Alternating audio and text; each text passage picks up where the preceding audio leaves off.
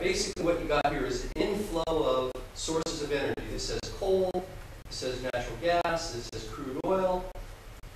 This is domestic production of fossil fuels relative to, and this is in quadrillion BTUs, okay? Almost certain is what that is, but maybe the rest of you don't know. A BTU is a unit of energy. It's about the amount of energy in a match. Okay, so this is the amount of energy that's used in the United States in a year, a quadrillion BTUs, in quadrillion BTUs. And basically, you probably can't see that number, but that's 100. Okay, so we can almost make it like percentages. And the numbers that are important here are that, and I don't know, can you see it, lady in the green, can you see that number back there? Can't really see it. It's 85, almost 85% of our energy in 2008 was derived from the combustion of coal, natural gas, and petroleum, fossil fuels. 85% of our energy comes from the combustion of carbon-bearing materials out of the inactive carbon cycle. Okay? 85%. Right? Now, this is our total consumption of energy. One thing that's kind of noteworthy, coal is 22% of the energy input, natural gas is 23%, petroleum is 37%. It's a little bit hidden here, but 70%, 74% of our energy is produced domestically, so that there's almost 25% that we're getting from outside of our country. And that's another big issue, okay? We are dependent for our energy on the goodwill, or at least the marketplace, if not goodwill, on foreign sources of energy. And mostly, of course, that's fossil energy. And again, notice petroleum, natural gas, and coal. Maybe you can see those numbers. Again, those are quadrillion BTUs, but you can think of them as percentages of our energy utilization. Again, it's 85%. Right now, here's another diagram which is showing in the same sort of way the flow of CO2 emissions. Here's 2.4 billion tons of CO2 emissions that are the result of petroleum consumption, 2.1 billion tons of CO2 from coal combustion, and 1.2 billion tons of CO2 emissions from natural gas. The energy subtotal is at, again, that number, almost 6 billion tons, right? And if you add in other greenhouse gases, you get this 7 billion total greenhouse gas emissions. And I've blown this up. Again, remember that coal and natural gas are about the same 20 or so percent of our energy, right? But because coal, okay, has such a high ratio of CO2 emissions compared to energy content, almost twice, right?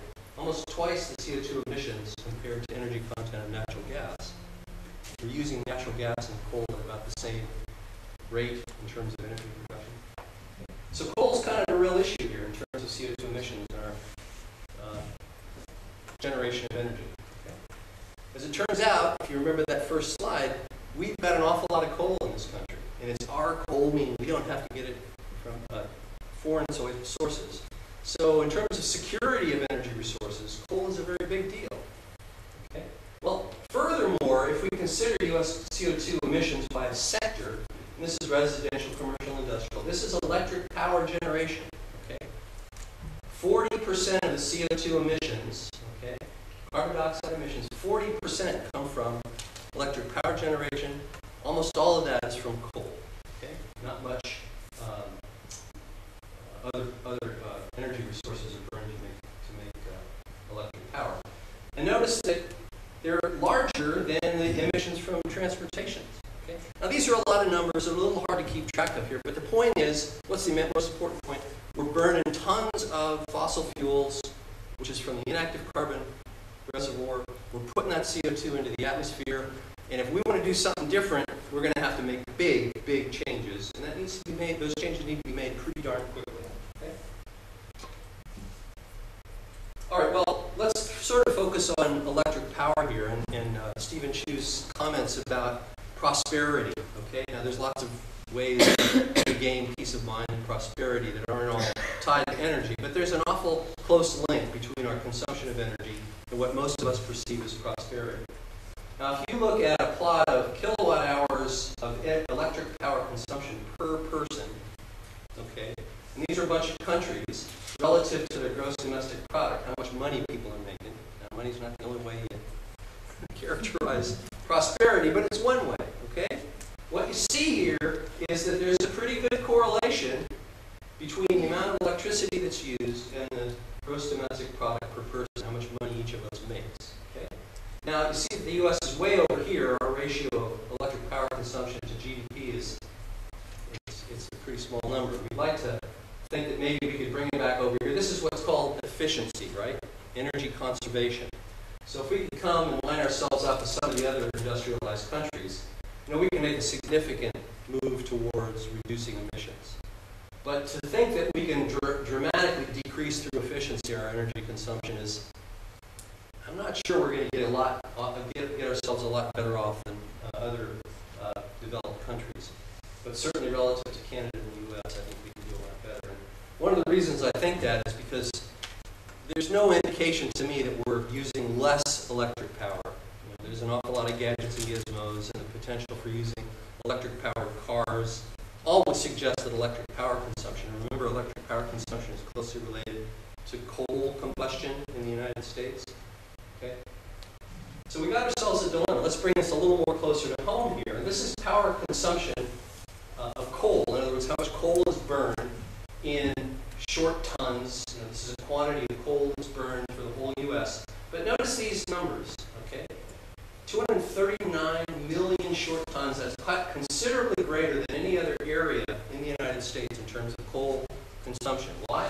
Well, there's a bunch of coal in West Virginia. We know about that because of recent news about the miners, loss of life by miners. But there's a lot of coal mining here in our region of the world. Okay, so we are particularly in the Midwest dependent on coal combustion. All right. Again, bring it a little bit closer. This is electric power generation just in Michigan. Don't worry about all these numbers. This pie chart is what's most important, and that is that 60% of our electric power, see these lights here? 60% of what's produced in them, although a little bit less around here because we get a lot of power from the nuke plants out on the lake. But in terms of the whole state, 60% of our electric power comes from burning coal. And as it turns out, our electric power plants the coal-burning power plants are like 50 years old on average. Okay? So a real old, quite a dirty fleet. And this is something that our governor earlier last year said, I like Jennifer Granholm, but I think she's got some things that aren't going to work out. I've highlighted in blue that a year or so ago she said by 2020 Michigan will reduce our reliance on fossil fuels for generating electricity by 45%. Maybe. We'll be spending our energy dollars on Michigan wind turbines. Maybe. Solar panels? I don't know. How much electricity do we produce from solar panels? Would we produce from solar panels for the last 4 months or so around here? I don't know. Well, I thought, and this is another whole couple of days discussions, but this is a map of wind power in Michigan. This is a relative scale of wind power classifications. This is terrible poor. This is superb. Now, you've probably heard about wind farms up here in the thumb, and there's a number of possibilities here along the western shore of Michigan, the east shore of Lake Michigan. But notice that the majority of what our governor is talking about in terms of wind power resources are offshore. I don't know how much you know about all this, but the folks along the shoreline are not particularly receptive to lining the shore with wind turbines. So there's some issues here, okay? There are some issues here. Furthermore, are we really going to wean ourselves from fossil fuels and greenhouse gas emissions in time? That's the key issue. What we're talking about, what are we going to do for the next 50 years? Are we going to double CO2 concentration in our atmosphere in the next 50 years and potentially reach an